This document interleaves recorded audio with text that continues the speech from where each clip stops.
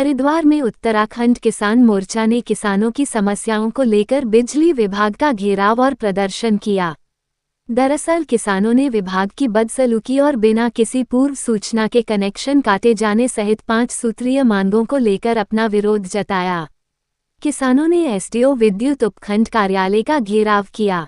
किसानों का कहना था कि बिजली विभाग के अधिकारी ग्रामीण क्षेत्रों में पहुंचते हैं और जिनके बिल बकाया है उनके साथ बदसलूकी करते हैं। किसानों ने यह मांग भी की है कि जब तक गन्ने का भुगतान नहीं किया जाता तब तक किसानों को बकाया भुगतान के लिए परेशान न किया जाए।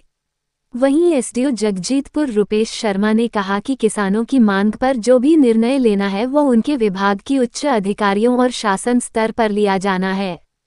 इधर विभाग के अधिकारियों का कहना है कि मार्च कॉलिंग को लेकर बकायेदारों पर कार्यवाही की जा रही, जिसके तहत किसान अपनी नाराजगी जताते हुए विरोध कर रहे हैं।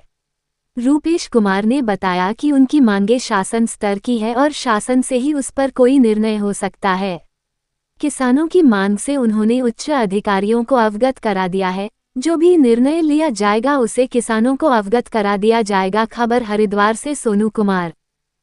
हमारे पे 16 जट बहादुरपुर गांव में 1666 कनेक्शन है टोटल उस गांव में जो है, उसमें से 1000 बकायेदार हैं जी।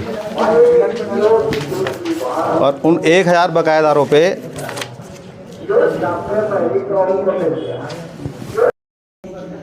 लगभग 4 करोड़ रुपये बकाया है केवल जट बहादुरपुर में।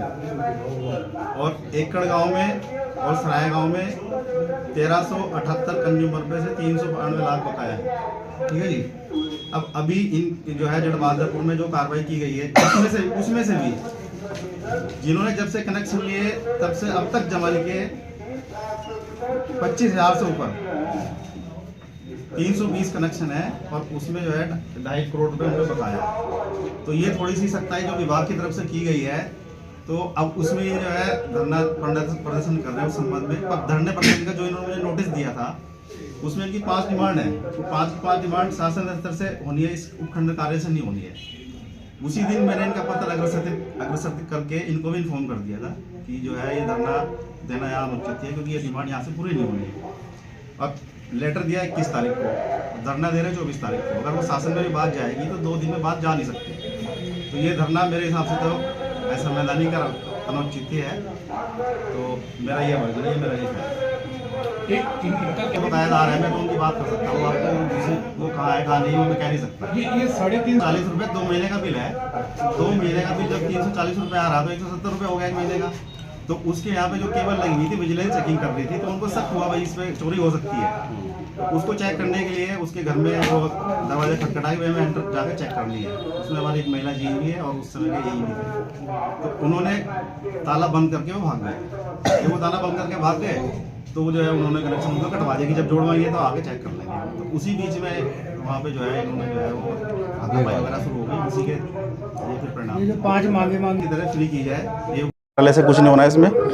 दूसरा है घरेलू बिजली पेनल्टी माफ़ की जाए, इसमें उपखंड कार्यालय से कुछ नहीं होना। तीसरा है संवैधानिक तरीके से किसान व मजदूरों के घरों में सीढ़ी लगाकर विभाग द्वारा कर्मचारी द्वारा चेकिंग की जा रही है, उसके खिलाफ कानूनी कार्रवाई की जाए। तो जो चेकिंग की जा रही है वो विद्युत चोरी की तो की जा रही है। 70% चोरी है जट बहादुरपुर गाँव में। यानी अगर हम 100 रुपये की बिजली दे रहे हैं तो 70 रुपये की बिजली चोरी हो रही है। तो उसको देखने के लिए तो जाना ही पड़ेगा ना वहाँ पर। चौथी मांग है उपभोक्ता के घरों में वसूली के नाम पर स्मार्ट मीटर लगाया जाए। तो स्मार्ट मीटर तो ज़बरदस्ती कोई नहीं लगा रहा, लोगों को समझा के ही लगाए जा रहे हैं। ये भी इनकी मांग यहाँ से पूरी नहीं होनी। 5वां है इनका अघोषित विद्युत कटौती। तो विद्युत कटौती तो कुछ हो नहीं रही इस समय। तो ये साहब ये टैक्टी से रुकेगा नहीं। आरसी भी कट चुकी है। आरसी वाले जो है प्रशासन की तरफ से आरसी वाले ज़मीन जा रहे हैं तो वो अपना काम कर रहे हैं। जिन पे 1 लाख से ऊपर की उनकी आरसी सबकी कट चुकी है। जो बाकी है उस पर हम कार्रवाई करेंगे। विजिलेंस और पुलिस पीएससी को लेकर छापेमारी की गई थी।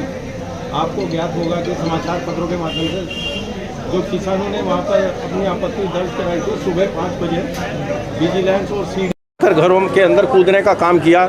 जबकि आपको मालूम होगा कि परीक्षा चल रही है बोर्ड की, तो तमाम बच्चे बच्चियाँ नहाने धोने का काम पहुँचने का काम करते हैं परीक्षा में। लेकिन और दूसरी तरफ रमज़ान चल रहे हैं कि उस टाइम भी लोग बाग सुबह नहा धोकर अपना रोज़ा सहरी का खाने का काम करते हैं। तो इस प्रकार इस तरह की जो पुलिस विभाग इसकी बिजली विभाग की जो कार्रवाई है वो आपत्तिजनक है। जिस प्रकार इन्होंने बहन बेटियां अंदर घर में काम कर रही थी, स्नान कर रही थी, उस टाइम पर सीढ़ी लगाकर जो कूदने का काम किया और फिर इन्होंने वहां पर ग्रामीणों पर मुकदमे दर्ज करने का काम किया, उसी के विरोध में यहाँ पर धरना प्रदर्शन का आयोजन, क्योंकि रमजान है। हमारे मुस्लिम साथी भी किसानों हमारे किसान आंदोलन में यहाँ पर तमाम किसान वर्ग, चाहे वो भारतीय किसान यूनियन हो, उत्तराखंड किसान मोर्चा हो, भाई अलग अलग दलों के लोग भी यहाँ पर पहुँचे हैं किसानों की समस्याओं को लेकर। तो हमारी मांग ये है कि जब तक किसानों का बकाया गन्ने का भुगतान नहीं होता तब तक जो है किसानों के इस तरह की छापेमारी बंद होनी चाहिए। पहले ऊर्जा प्रदेश है तो हम चाहते हैं जब पंजाब में, हरियाणा में ऊर्जा की बिजली फ्री है तो यहाँ भी किसानों के लिए बिजली मुफ्त करने का काम करें।